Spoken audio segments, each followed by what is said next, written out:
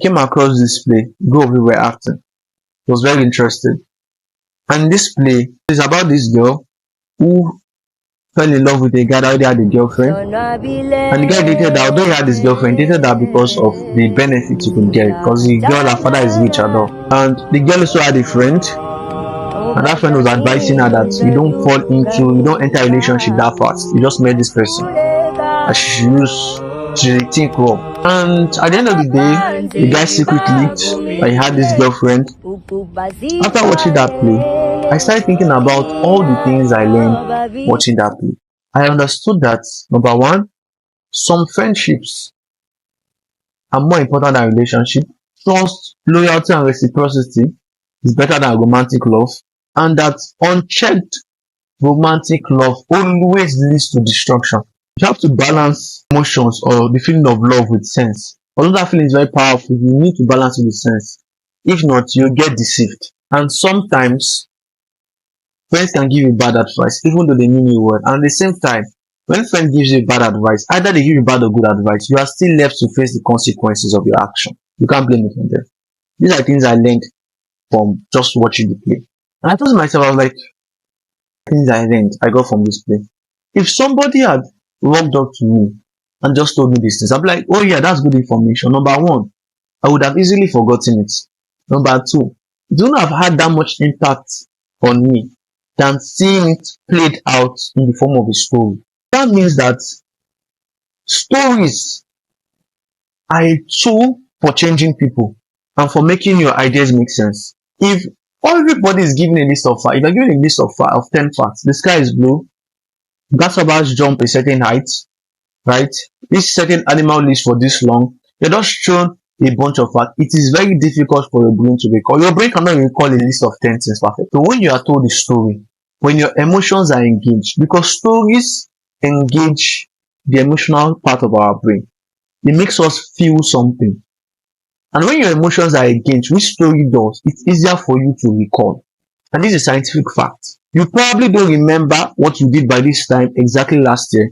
But if I told you, do you remember the first time you went to a museum? Of course you remember. Why? Because the emotions and feeling of excitement was tied to that memory. So emotions, right? Our brain remembers things that make us feel. This is why it's easy for somebody to read a novel and recall the story, or listen to a story, read a storybook, and recall the story easily compared to when they read it like a book on calculus or a biology book. Why? Because there are no stories in those books. Those books are just explaining things to you. The idea that you want to pass across, when you craft it and say it in the form of story, you make it easier for other people to not just understand what you are saying, but also recall what you are saying. Okay? And feel emotionally engaged with what you are saying. Because I remember there are times when I will be telling somebody a story and I'll look at their eyes. And as I'm telling them a story, I'm being descriptive.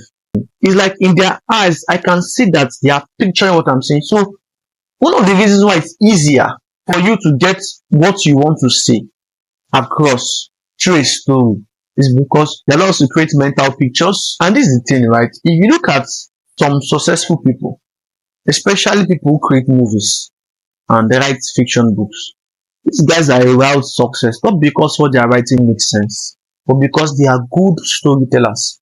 Look at the movie Spider-Man. Yes, there's a great idea behind Spider-Man. The idea behind Spider-Man is, with great power comes great responsibility. I love Spider-Man. I like the story. But that was the idea. And since he has the power of a spider, right? He can shoot webs from his hand. He can climb on walls and he'll be sticky.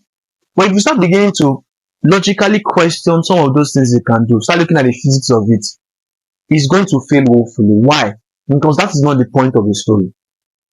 A story has this power in it that it doesn't have to make sense to pass along the point.